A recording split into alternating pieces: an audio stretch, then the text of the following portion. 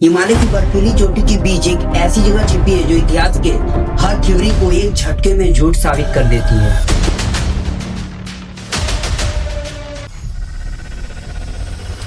उत्तराखंड की 16,500 फीट ऊंची रूपकुंड झील, जहां पर पिघलते ही पानी के अंदर से तैर कर आती है सैकड़ों इंसानी हड्डियां। दशकों तक हमें बताया गया कि ये हड्डियां किसी एक बर्फीले तूफान में फंसे भारतीय यात्रियों की है, लेकिन जब 2019 में हार्वर्ड और सीसीएम के वैज्ञानिकों ने डीएनए टेस्ट किया तो अब तक के सारे सरकारी और ऐतिहासिक दस्तावेज की धज्जियां उड़ गई। डीएनए में खुलासा हुआ कि उन कंकालों में से कई लोग भारत के थे ही नहीं, वे 5,000 किलोमीटर दूर यूरोप यानी ग्रीस के नागरिक थे। और सबसे बड़ा शौक, वे किसी युद्ध में नहीं मारे गए और न ही उनके बीच कोई पारिवारिक रिश्ता था। और तो और ग्रीक के लोग और भारतीय कंकालों के मौत के बीच 1,000 साल का अंतर था।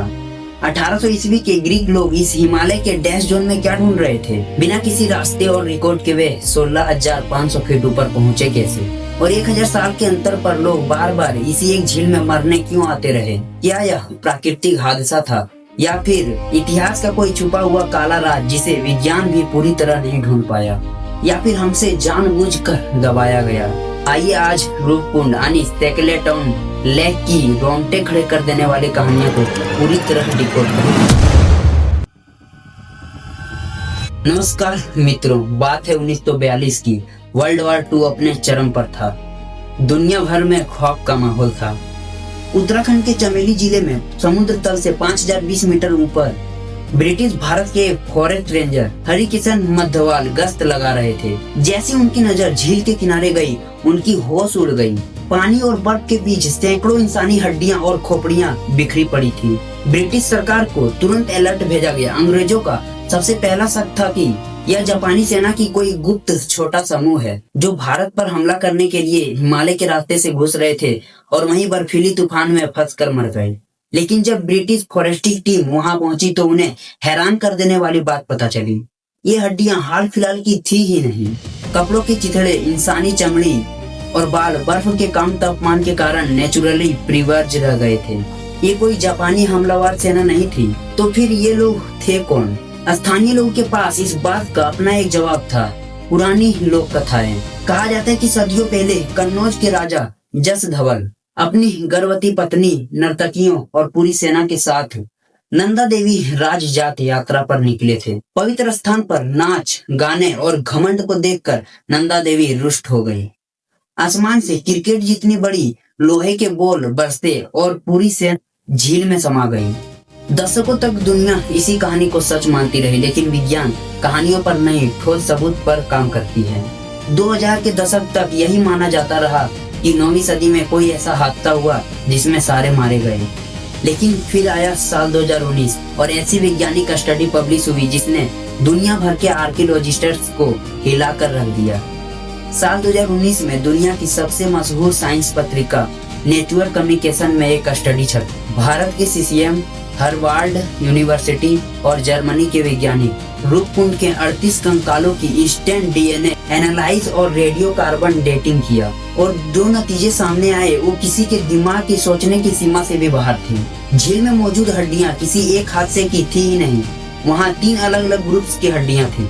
ग्रुप ए 28 लोग दक्षिण एशिया, भारतीय मूल, 7वीं से 10वीं सदी लगभग 1200 साल पहले। ग्रुप बी 14 लोग पूर्वी मध्य सागर, ग्रीस द्वीप 1800 ईस्वी के आसपास लगभग 200 साल पहले।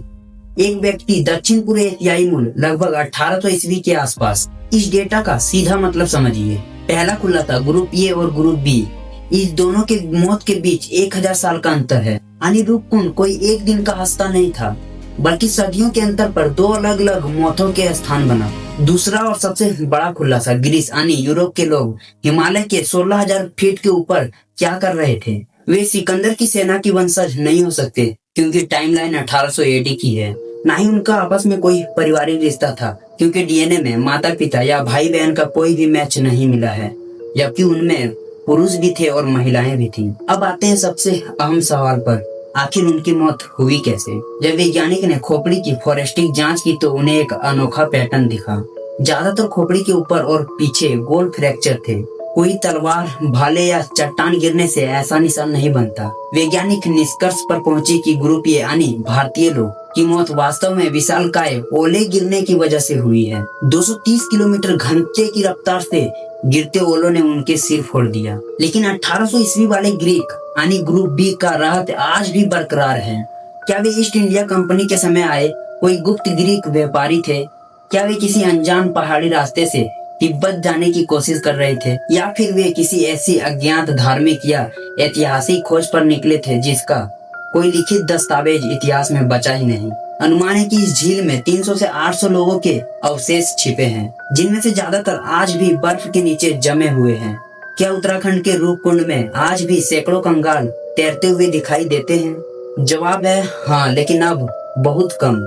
जब हर साल अगस्त से अक्टूबर के बीच बर्फ पिघलती है तो झील के किनारे और पानी के नीचे आज भी खोपड़ियां और हड्डियां नजर पड़ती है। लेकिन सच यह है, पिछले कुछ दशकों में पर्यटकों और ट्रेकर्स ने अपनी नादानगी की वजह से कई सारे कंकास चुरा लिए और नुकसान भी पहुंचाए। इसी तबाही को रोकने के लिए उत्तराखंड के हाई कोर्ट ने रूपकुंड और आसपास के बुग्यालों पर नाइट कैंपिंग के लिए पूरी तरह बैन लगा दिए। अब यहाँ वन विभाग के सख्त परमिशन के बाद ही जाया जा सकता है। आप रूपकुंड देखने के लिए जा सकते हैं। कंकालों और झील को स्पष्ट रूप से देखने के लिए सबसे अच्छा समय सितंबर से अक्टूबर यानी मानसून का बाद का समय होता है। इस दौरान बर्फ पिघली हुई होती है तो झील के किनारे पानी के नीचे हड्डियां साफ दिखाई देती हैं।